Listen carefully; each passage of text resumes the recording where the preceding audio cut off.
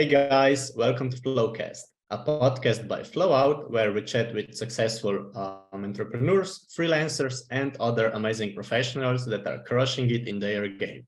I'm Gal and I'll be your host on this audio journey. In this week's episode, I'm here with Jason Vana, a brand and content strategist and founder of the SHFT agency, who's basically turning ordinary businesses into beloved brands. So without further ado, sit back, relax, and enjoy the conversation. Jason, it's super nice having you here. How are you? I'm good. I'm glad to be here. Okay, yeah, me as well. I'm really looking forward to chatting with you and finding out more about you and brand and content strategies. So I would just suggest getting started with the first question, very general. Who are you and how would your family and friends describe you? That's a deep question. Well, I'm Jason. As you said, I'm a brand and content strategist. Been doing brand and content for 20 plus years. And yeah, I mean, that's kind of been my life. Obviously, I've got a life outside of business, but that's what I enjoy doing. I think my friends and family and even people on LinkedIn will describe me as pretty sassy. Sarcasm is my love language. So if I'm sarcastic with you, it means I like you. If I'm not sarcastic with you, it means I don't like you. So people know me as sarcastic, but also just a hard worker. Like I'm one of those people. I do what needs to get done, no matter what. And I think that's a strategy or a characteristic you need when growing your own business. Okay, yeah, and you also have your own hashtag, right, on LinkedIn? I do. Hashtag Sassy Jason. That's super awesome. So yeah, thanks for the intro, and I will just like to get to know you a little bit more before doing your own business and things like that. What did you do before getting to the point you are now? Did you study in that direction and stuff like that? Yeah, so when I went to college, I was focused on business administration with um, what did they call it? With a focus in marketing, and so kind of entered into my career. Started in sales as a selling ad space in a local newspaper, which is where I learned how to uh, communicate, how to build ads, how to like write copy, all of that. From there, ended up being a managing director of a student housing complex for college students, which was basically leasing up spaces, a lot of marketing again. So most of my career has been in marketing, social media, and branding. It's just something that I've always loved. And that kind of led me to the job I had before I launched SHFT. I was the head of marketing for a B2B food processing equipment manufacturer. So nothing fun or, glamorous. It was kind of boring. It's not glamorous to sell. It's not something that we're going to get on TikTok and do dances about. But turn that company from 11 million in annual revenue up to like 55. I think this year they're pushing 60 something million. And so just using the branding and content strategies that we build for our clients now, a lot of that came from the tactics and the strategies that I built for that company. And so, I've just kind of all my life, or at least all my career, I've been in that marketing and branding sphere. And so all of that has led up to me being able to launch the business. Okay, yeah, it sounds very impactful, the whole branding and stuff, but I always wondered, like, where does your passion come from, do you think? You seem like you're really passionate about Yeah. branding, content, and everything around it, so. So branding really is a process of finding your identity. And I always put this disclaimer, it's your identity in context of who you're trying to reach. And really, if you look at branding and you know the processes and the structure for creating an effective brand, it's very similar to how you find your identity yourself. What are you passionate about? What are you going after? And creating the tactics to get there. Well, the same branding is coming up with that identity and that focus for a business, much like you would for a person. And one of my passions that I've had even before college that I've always, it's always been a core part of me, is understanding identity. I study a lot of psychology. I study a lot of like how the human brain works, why we think the way we think. And so that kind of passion that I had even before I was in college, before I had a job, that passion for understanding people and understanding how we think and what causes us to make the decisions that we make, and building an identity. Like, why do people choose the clothing they choose? Why do they, why are some people emo and some people are preppy, and like what causes that? Like all of that is branding. Like branding is that process of finding the identity just for a business. So it kind of was this passion I already had that then translated into the business world of like, how do you choose and adapt the identity that you're going to put out there to attract people to you as a business? So it's kind of just an extension of a passion I've had ever since I've been, probably a teenager. Branding is the extension of that passion. So even more so, I'm passionate about it because it's something I've been passionate about for 30 some years, Okay, yeah, pretty great. And like now that we're on the topic of branding, and I'm wondering, where's the distinction between, personal branding and business branding? If you are a solo founder, for example, to what extent do you think should founders include themselves in the business and in the whole business brand? So it really depends on your goals. On LinkedIn, there's a lot of people that push this idea of a personal brand, and I understand it. Like Shift grew because I actually didn't own Shift until I started creating content on LinkedIn. My content on LinkedIn is what launched the business. So Shift kind of started from this personal brand that I was building mostly so I could get a new job, was really why I started creating content on LinkedIn. I wanted to position myself as this guy knows branding and marketing, and so we should hire him. And it had a reverse effect of other businesses being like, hey, do you have an agency that we can hire you to work with us? And I was like, yes, I do. And I'm gonna throw some packages together and start working with people. So there is a place for having that kind of personal brand. But I think what happens is this idea of personal branding has become so popular right now that people haven't taken a step back to actually ask themselves, like, what is the goal that you're trying to achieve? Because really, if you're trying to build a business that you eventually can sell, a personal brand is not really going to help you do that. Like, no one's going to buy Jason Vana. When I'm ready to retire, when I want to be out of business, like when I'm done running the business and I'm like, done, like I'm going to go sit on a beach somewhere and do nothing for the rest of my life. Like, no one's going to buy the Jason Vana brand. Like but if I build a corporate brand, if I build Shift Agency and I make that thing successful, there is the opportunity for people to buy that business. And so what's happening is we're seeing a lot of these solopreneurs that are building personal brands, and then they get done with it and they're not able to sell it because it's all built on their personality, their likes and dislikes, their name. And so a lot of times, even when I do strategy sessions with solopreneurs, like one of my friends, for instance, right now, he's launching a painting business where he goes in, paints homes, paints businesses, all that kind of stuff.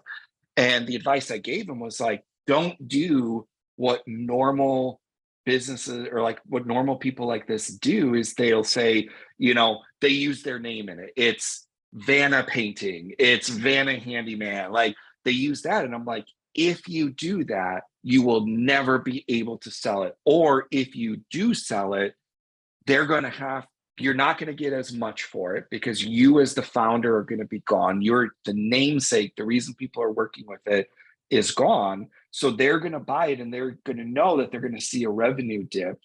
And they're probably going to have to rebrand because they're not going to keep the name of a former founder in the name of the business. Like that usually doesn't happen. And so if you want to build a business that's going to outlast you, that you're eventually going to be able to sell, that's where you need to develop a corporate brand, and not just rely on a personal brand, because a personal brand is not going to sell like a corporate brand can sell. Yeah, understandable. And yeah, it's actually really hard, probably coming as a second person into that brand and making a name for yourself if all they know is the person that built it. Well, and think of it this way, like if all of the revenue coming into the company comes from that founder's personal brand, the valuation of the company is going to be far less when that founder leaves.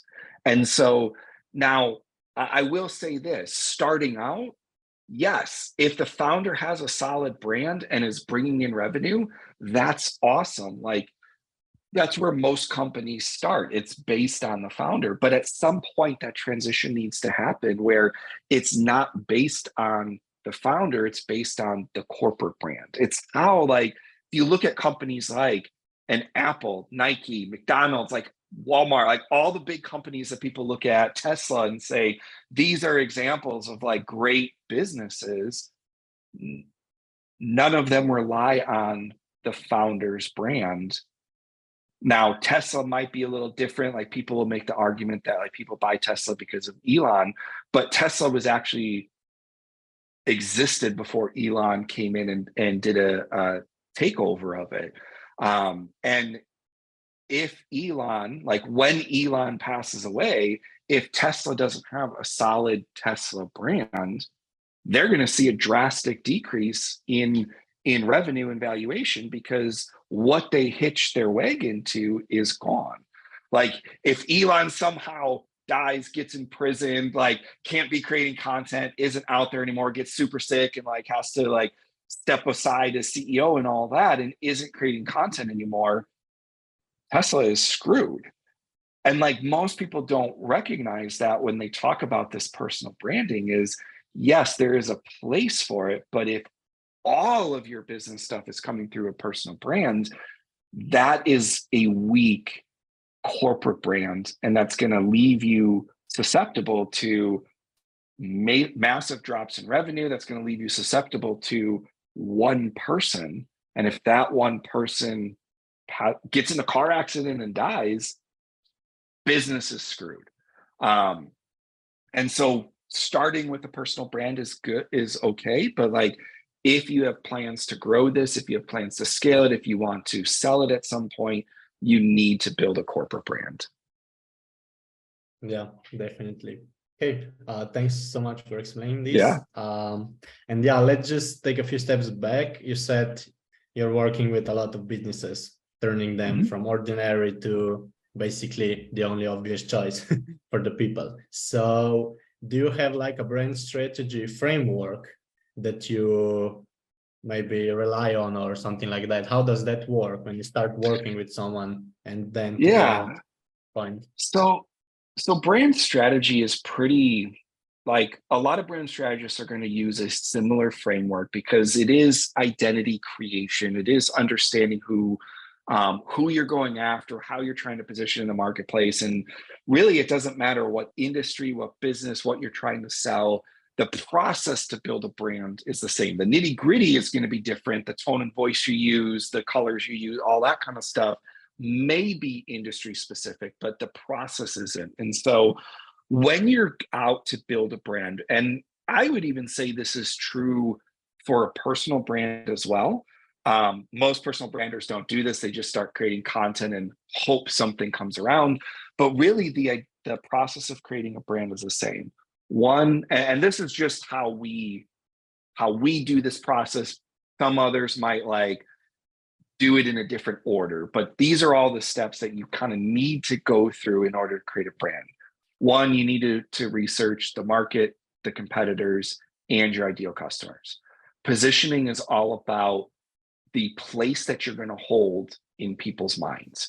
And so one, you need to know whose minds you're trying to get into, how they think, how they feel, what pain points they have. So you need to understand those ideal customers who you're going after, and you need to understand the competition, because the competition is vying for that same spot in their minds. And so really, in order to differentiate yourself, you need to know what the pack looks like in order to know how you can stand out. And this is where most brands, especially in the B2B space, especially solopreneurs, this is where most brands fall apart, is they don't do that research. They base it on their own personality, they base it on their own wants. And what they find is that they're not attracting the right people because they didn't take their ideal customers into mind when they chose their colors, when they chose their tone and voice, when they looked at what messaging or what they should do different. They just said, and I see this a lot on LinkedIn, just be yourself. And that's enough. And that's not enough in order to actually build a brand. And so understand your ideal customers, understand the competition. That's kind of like step one. You need to start there. Next is looking at some key dynamics of the company. So like, I call it like, what is your brand substance? Your values, your mission, your vision, and your purpose. Why does the company even exist in the first place? What are the values that are going to direct all the behavior that permeates the company? And when I say values, a lot of people, they think of corporate values, you know, here's 12 things that get posted on a wall somewhere that no one actually knows. No one, like, people scoff at it because it's like, oh yeah, we're going to put our customers first. And you're like, I know we don't do that. We just say, like, so values have kind of been diluted because people have done it wrong, but really having a few, like 3 to 5 core values that direct what's going to make you different and how you're going to behave is key in the business. So we do the substance, then we kind of, which is what I call your internal brand.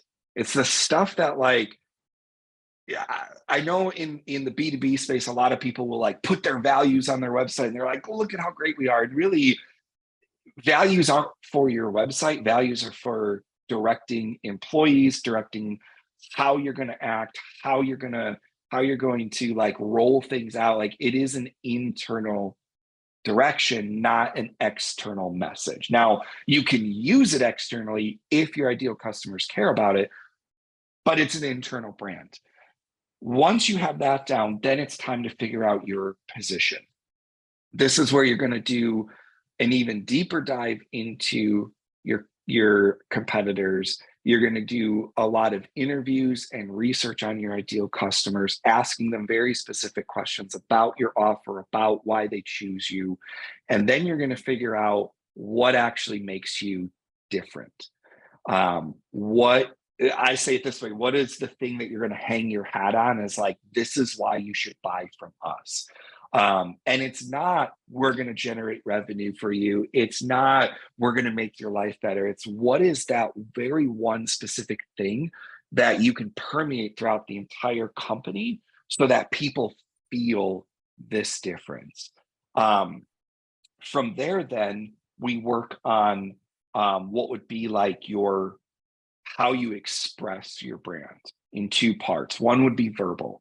What is your messaging? What's your messaging framework? What's your tagline, your hook, like all that kind of stuff? How are you going to communicate? What's your brand tone and voice? What's that brand personality? How do you make your brand feel human?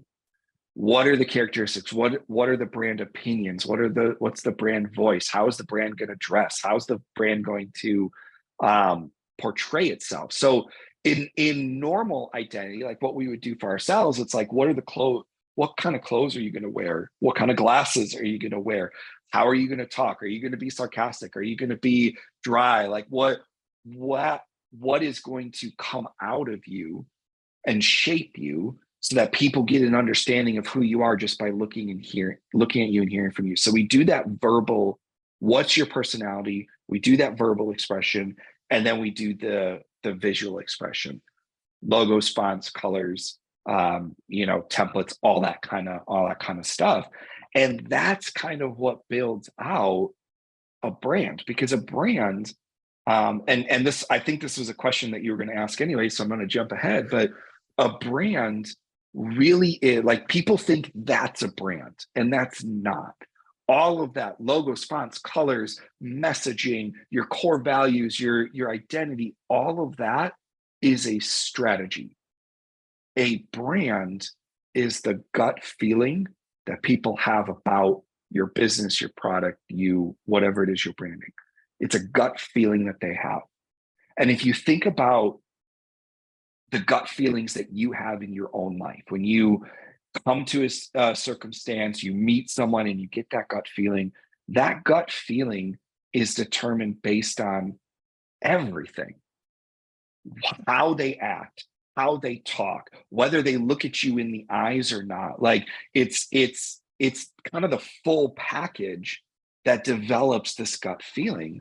And so when I hear people say, well, a brand is just logos, fonts, colors, or a brand is a message, or a brand is an experience, those are how you create a brand. But a brand is really how people think about you when they think about you. And so it's not really something you control, it's something you influence. And you influence it by building a strategy like this, implementing that strategy, being consistent with it, so that when people encounter your business, whether they see you on social, they visit your website, they call in, they visit, they get an email from you, they fill out a form, every interaction they have with you is influencing the brand that is being built in their minds. And so it is a process, and it takes time. And if you skip any of these steps, what happens is you end up creating a brand that isn't what you wanted to create. So I shared this on LinkedIn. I'll keep the brand name out of it just so you don't get in trouble or whatever. But my mom's been having some issues with the insurance company on her house. The house has been in the family for 60 years. For 50 years, it's been insured by the same insurance company. And they are trying to position themselves in a certain way in the market. If I say it, everyone's going to know exactly what the insurance company is, but they're trying to position themselves as a certain way. But what's happened is one of their policies counteracts the message that they put out in the marketplace. So their policy is, after 3 claims, they drop you. Doesn't matter how long you've been with the company, doesn't matter, like, we've had houses, boats, cars, trailers, campers. Like, I was with this company, my brother was with this company, our extended family was with this company. Like, this company made a lot of money off of our family for decades. 3 claims and you're out. Well, a brand strategy would have told them, if this is how you want to position yourself in the market, your policies, how you act, how you treat people need to be aligned with that position. So what's happened now is they're trying to build this brand in my mind, but their actions have said something completely different. So their brand now in my mind is, they don't give a crap about you. Don't know if I can swear on your podcast. They don't give a crap about you. They will drop you at any sort of inconvenience. They are not who they say they are. So that inconsistency between message and how you act has created a brand in my mind for them that isn't the brand they wanted. And this is what I mean by, you don't actually build a brand, you influence the creation of the brand in people's minds. And that creation is done by everything you do in the company. It's why having a brand strategy is so key, is it aligns everyone in the company to say and do the same thing, to have that same differentiation, to focus on the same thing, that no matter if I'm your ideal customer, no matter when I interact with your company, I'm getting that same feel, that same sense, that same perspective is being built. So you're influencing how I think about you and influencing the brand that I'm building of you in my mind. Okay, yeah, I don't even know where to Sorry, start. brain vomit. But let's say, okay, you mentioned the framework. We'll name it the framework that works for branding. So my first question, like a follow-up would be, just you already mentioned some mistakes, common mistakes that people make when trying to build a brand, influence it, right? So lack of research, trying to be too much like personal to some point where it's just too much and stuff like that.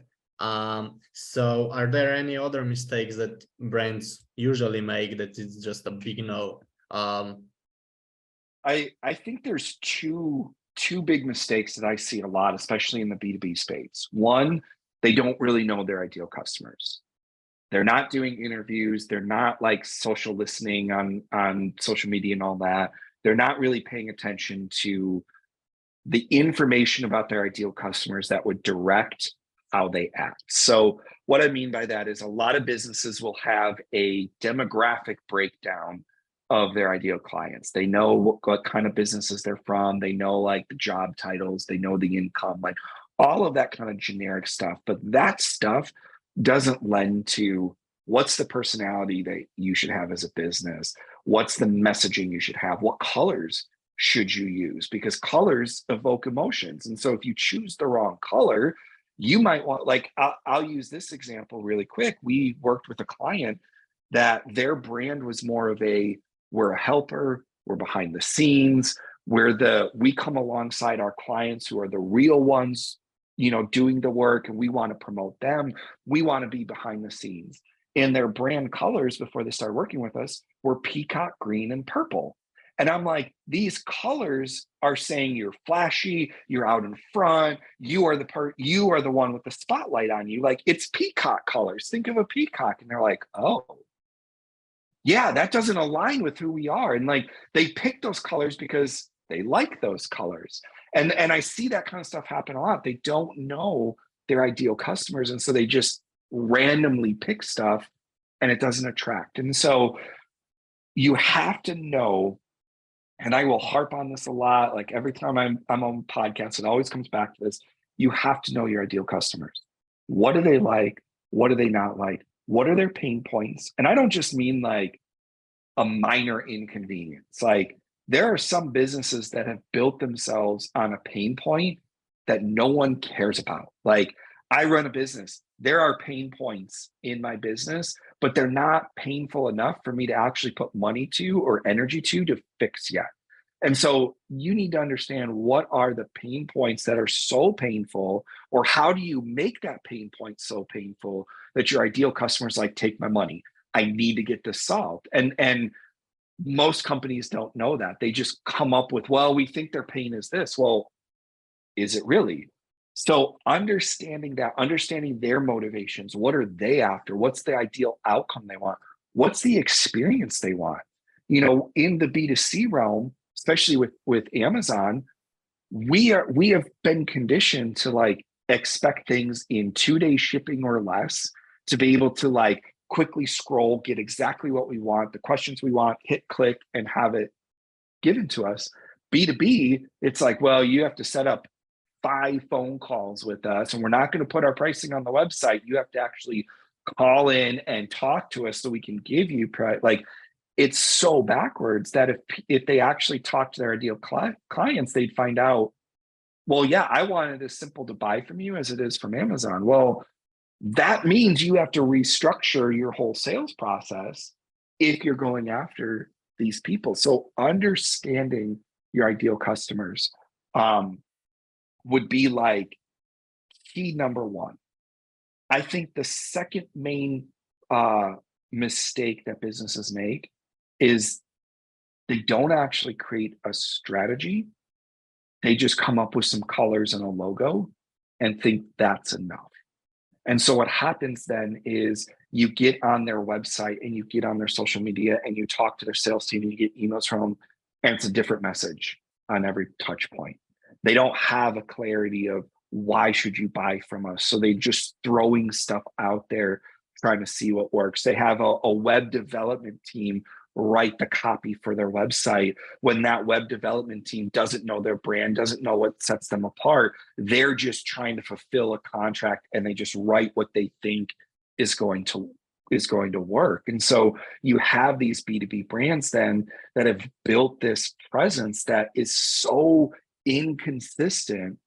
And what happens in the human brain is when we see inconsistency from someone, it triggers a red flag in us. And this comes from, without going too deep down this rabbit hole, even though I enjoy it, there are three main parts to your brain. And the first part that processes everything that comes into your brain, everything you see, hear, touch, feel, taste, everything that comes into your brain goes through what's called the reptilian brain.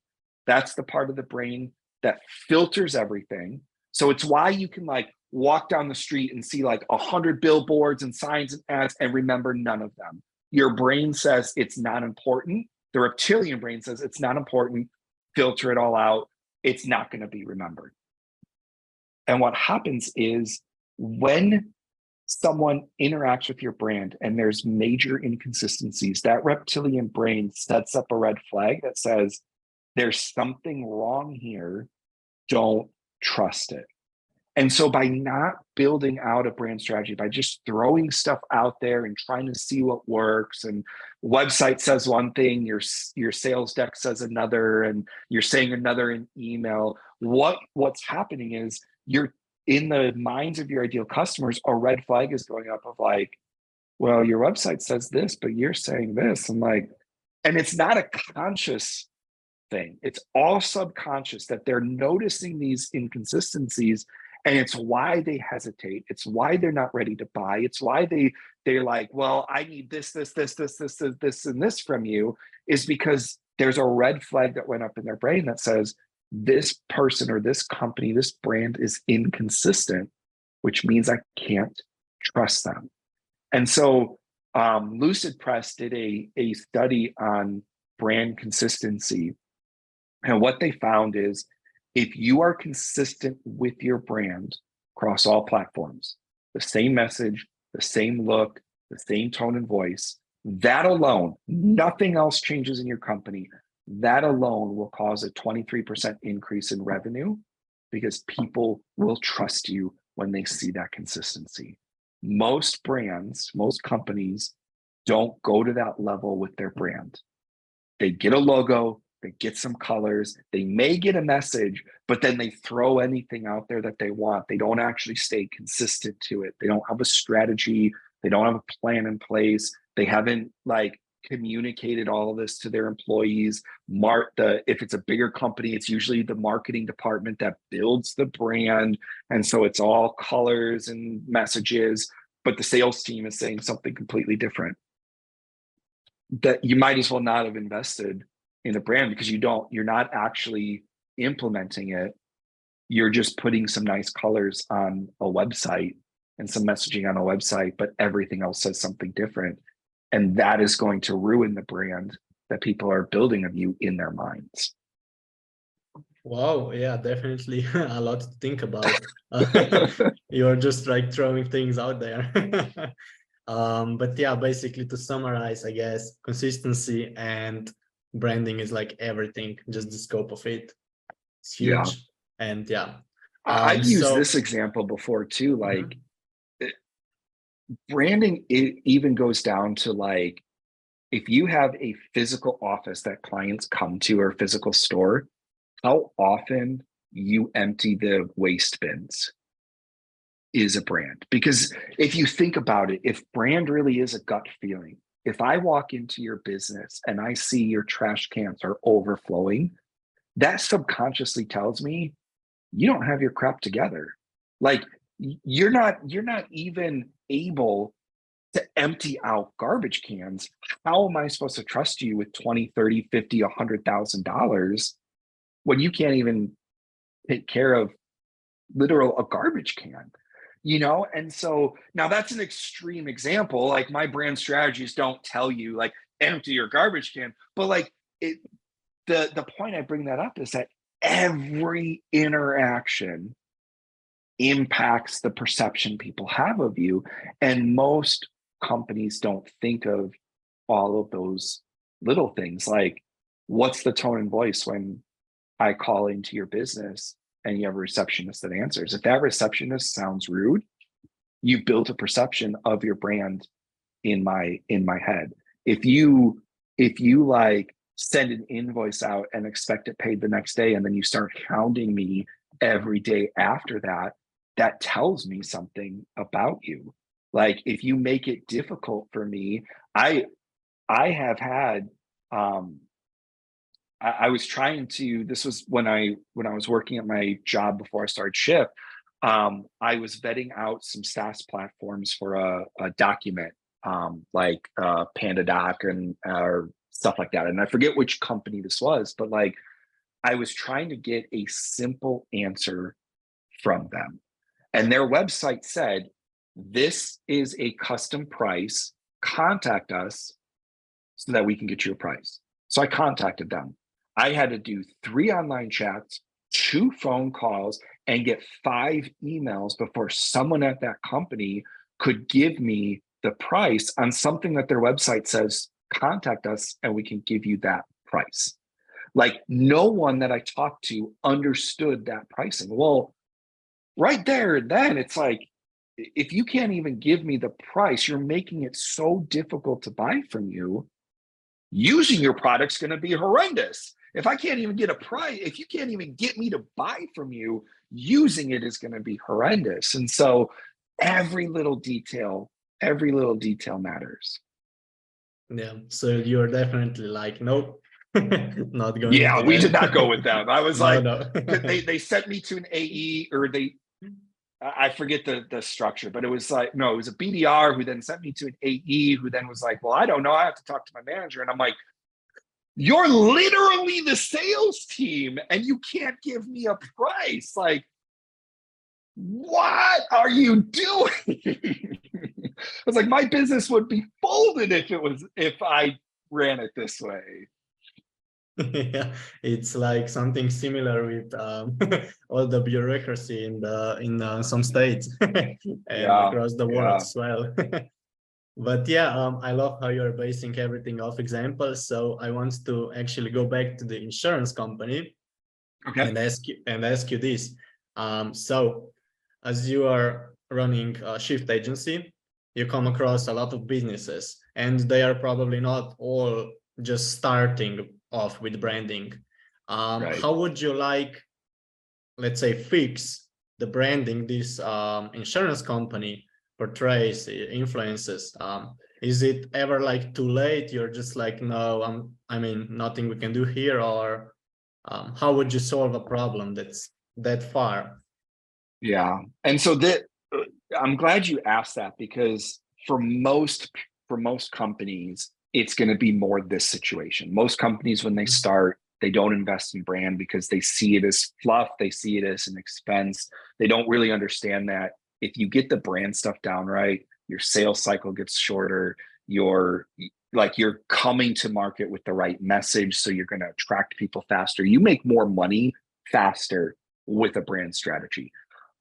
Most companies don't do that then. So they're established companies. Like most of our ideal customers have a product that's already relatively successful. So they've been in business for a while. And so the first thing, like in that situation, the first thing that I would recognize is, one, in their company, the brand is relegated or owned by marketing. And the way I can say that is they have a message that's actually disconnected from how they operate. And so the brand sits in marketing for the promotion side and the lead gen side and all of that, but it's not something that's directed by the entire company. So first thing we would do is a little bit of education on like what actually is a brand, because a brand should be owned by the CEO, because it really should impact marketing, sales, product operations. If you're a manufacturer, manufacturing, customer service, finance, like most people don't even think about it, but like how your invoices are sent out is branding. Like, it's all part of branding. And so it really should be owned by the top of the company, the C-suite, the CEO. If your CEO is not a brander and doesn't understand this, then you should have a CBO, a chief branding officer, who has the authority to go into any department and say, hey, product development, this is not our brand. We don't do stuff this way. Knock it off. We do it this way. Like, you need that in a company, especially a larger company like this insurance company. So first thing first would be to understand that, like, brand is not a marketing tactic. It is the customer facing side of your business strategy should be owned by the top. So next step would be actually to walk through that process that I laid out before of, like, we need to build a strategy, not just a message. So if you want to be this that you're already saying, here are the things that are counterintuitive to it. So if you're saying, we want to be this kind of insurance company, this policy says something completely different. So we need to do one of two things. We either need to change this policy, and if you're not willing to do that, we need to change the message, because they aren't aligned.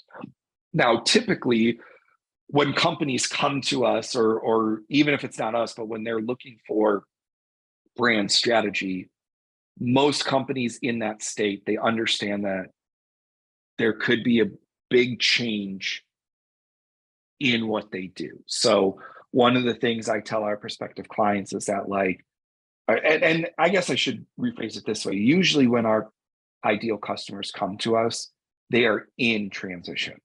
So they're trying to break into a new market, or they have new leadership, or they realize, like, we've been successful up to this point, but what's gotten us here isn't getting us to the next level. We know something needs to change. We're open to change. We just don't know what needs to change. And so until you're at that state where it's like, hey, we're going to let you come in and say this, or like, this product or service is counterintuitive to what you're trying to build, ixnay it. And I know that means that you're going to have a little bit of a revenue drop right now, but you're going to see a big revenue spike when you get rid of this. Or in this case, hey, you need to change this policy, because now you have a crew of people out there that are pissed off at you and are telling people, don't go with this insurance company. They will just drop you. I shared the story of what happened with my mom, but I have extended family members who had a house fire, not their fault, but had a house fire, and this insurance company dropped, paid the claim because legally they have to, and then dropped them. So imagine trying to build a brand where, like, you're an insurance company that's there for you in all your hardships. You're like, nothing's gonna, like, we're gonna protect you, blah, blah, blah. And you go through one of the most devastating moments in your life, losing your house, losing everything you have, and your insurance company's like, see ya, go find a new insurance company, while you're trying to deal with, where am I gonna live? How are we gonna get new clothes? Like, everything we had is gone. We have to start over from scratch. Like, that's not being a protector, being someone who's there for you no matter what. That's a very different message. And so that we would go through that same process, but we would help them understand that, like, it's not just messaging. If you say one thing and do another, actions speak louder than words. Like, there's a reason that saying exists, is because it's true. You could tell me all day till you're blue in the face that you're an honest person, but if I catch you lying, I don't care what you say, you're a liar. Like, if you say, oh, I'm going to be there for you, and then every time I need you, you're not there, you're not there, you're not there, I don't care what you say. Your actions speak louder than your words did. And the same is true with the brand. And so you have to align that the actions or the policies or the processes of the company, the operations, with the message. And so in a company like that, we still do that same process, but we also, in the strategy, are helping them figure out, how do you transition what needs to change? How do you, if you're going to change that policy, how do you do it in a way that's going to help people to see you in a new light, especially the people that have been, burned by that policy? How are you going to come in and now change my mind when the brand in my head for you is you're just going to drop me? How do you change that now that you've changed your company? So it's slightly different on the deliverable side. Here's how you implement it. Here's the changes that need to be made. But the process is still going to be the same. Okay, yeah, I got it. And yeah, I think we still have a little bit more time. I just really want to talk about the AI. So, the AI is, I mean, the development is amazing right now. So I just want to hear some of your thoughts on the AI and branding. I will simplify it like really quickly, but basically, if you put all those things into one AI tool, I want to do this is my message, do you think at some point it will be possible to just like recommend, do this, use these colors, And another question, can you leverage it as a shift agency? For example, does it like simplify some things for you? What are your thoughts? So from a brand perspective, I don't think AI will get to that point where it can do that, because in order to build a brand, now, I guess I should say it this way, in order to build an actually effective brand and do it well, you need more than what AI can do. You need to be able to, at least at this point, now 20 years from now, who knows? But like, there's a lot of nuance in branding. So while there's a framework, like we have to research your ideal customers, but like, so I had we're working with a client right now. I did an interview with one of their ideal customers, and he said, like, one of the things that he said in that interview was like, this company, they're really, really, really smart. They're knowledgeable on cloud technology. They know this 100%, but they can't communicate why that's beneficial to me. I don't understand cloud technology. They get into all the nitty-gritty details, but that means nothing to me. I walked away from their sales call not understanding how they can actually help me. That's not something at this point that AI is able to gather from someone's brain unless AI is able to do an interview with ideal customers. So AI might be able to give you a message, but that doesn't mean that message is going to be based on what the ideal customers actually need and want to hear. What we're seeing right now with AI too, from like the content side, is there really is no ability to perfectly match tone and voice. And so when like Chat GPTs first came out and stuff like that, and everyone's like, oh, copywriters are going to be out of business and stuff. Like, I do believe, and I've said this on another podcast, I do believe that AI will transform how marketing is done. Where I think what'll happen is, now, not yet. It's not at this place yet. Give it a few years, yes, but not right now. But what I could see in the future is that AI does replace copywriting as we know copywriting right now. And what it's going to do is usher in a level of editors that take content that's written by ChatGPT or other platforms and adds the tone and voice, adds the nuance that needs to be there to really stand out. Because right now, like, I've tested like ChatGPT and some of these other platforms and put in the same prompts, and like, okay, can I get, and then like some of them allow you to be like, what tone and voice do you want? Do you want it knowledgeable? Do you want it funny, whatever? And I play around with that. And when it pumps something out, they're all similar. Like, it's all giving me the same kind of information, the same knowledge. Tone and voice might be a little different, but it still doesn't match my tone and voice. And so I think what's going to happen is you're going to have lazy business owners, lazy marketers that will use it, copy paste it, maybe tweak it a little and say, this is my brand message. This is the content I'm putting out. The brands that are going to start sticking out in the future are the ones that maybe still use it, but do a lot of editing to get it to match the tone and voice that should come out from a brand.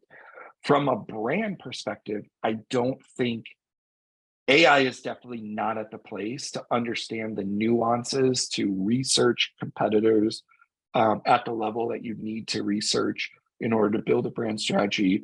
ChatGPT can't, or I keep saying ChatGPT, but like any AI platform isn't able to interview clients and take things that they said, especially nuanced things, and make an understanding of it and say, okay, because all of your customers said this one thing, this is the strategy you need to implement. AI is not there yet. So let me give you another example of this. We worked with a client who it's an insurance billing company for clinics that work with autistic children. And what they found was that like they started having clients say like, look, we're paying you $100,000 commission a year. I can hire someone for $80,000 and save money. Like, why should I stay with you? Well, what was going on was in all of their marketing, they never mentioned to their clients that they don't just have one person working on their billing, they have 5. So when we talked to all of their clients and they all said the same thing, it's just cheaper to do it like hire internally. Once we get to this point, we were like, and then I talked to the owners of the company and it's like, okay, talk through the process with me. Like, what do they actually get? They're like, well, we put 5 people on their team. And I was like, do you understand just communicating that you get a team of 5 people doing your billing for $100,000? That eliminates in my mind saying, I can't hire 5 people for $100,000. Like, no one's going to do insurance billing for $20,000 a year. Like, that's not feasible. And so one of the tactics or the strategies we gave them was like, in your onboarding process, you need to give them like bios or pictures or be like, here's your team members that are doing your billing for you. That thing alone, that tactic alone, no one has said, oh, we're paying you too much. So a little very nuanced thing like that, like, hey, take profiles of the team that's going to work on this project and send it to them in the onboarding. Have it on your website too, that like, hey, when you sign up with us, you get a team of 5. Well, immediately once I hit 100,000, I'm still saying it's cheaper working with you than it is hiring 5 people for myself. Like, I'm now looking at 5, 6, 700,000 to have that with insurance and benefits and all that other stuff I have to supply. Like, it's cheaper to stick with you. That kind of nuance, AI isn't able to pick up on yet. Or to even know, is that what's going to move the needle for this company, or is it something else that they need to focus on? That's where you need that intuition. You need that ability to interview and talk through different nuances.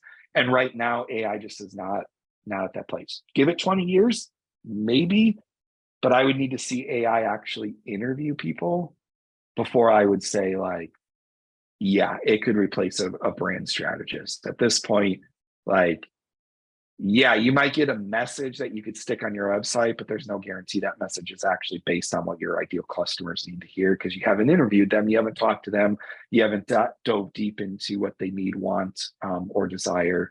And so at that point, I'm like, my job's secure. I'm good with it. Yeah, that's a pretty interesting viewpoint, and I completely agree. So let's just end it with one final question really quickly. What is the best advice you ever heard, and how did you implement it, if you did? So I think About the best anything. advice, yeah, the best advice I've given or I've received is who you are becoming is more important than what you're doing or where you're going.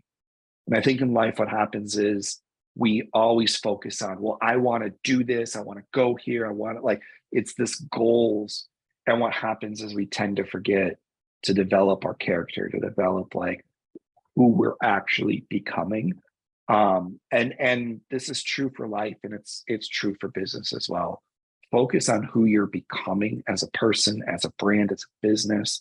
And the rest of the details will work themselves out. Don't focus so much on, well, I want to hit, 8 figures by here. That's great. But if you hit 8 figures by screwing people over and stuff like that, like, who have you become? Like, at the end of the day, you're going to have to look at yourself in the mirror and like yourself or not like yourself. And the way to do that is to focus on who you're becoming far more than just what you're trying to accomplish. So that's the best advice I've ever gotten. And that's something that I keep in the back of my mind. Like, if I can't look at myself in the mirror at the end of the day, I have work to do. Okay, great stuff. Thank you for sharing. And I think that's a nice way to end this podcast episode. Obviously, I think we could go on and on and on for a few more. We could.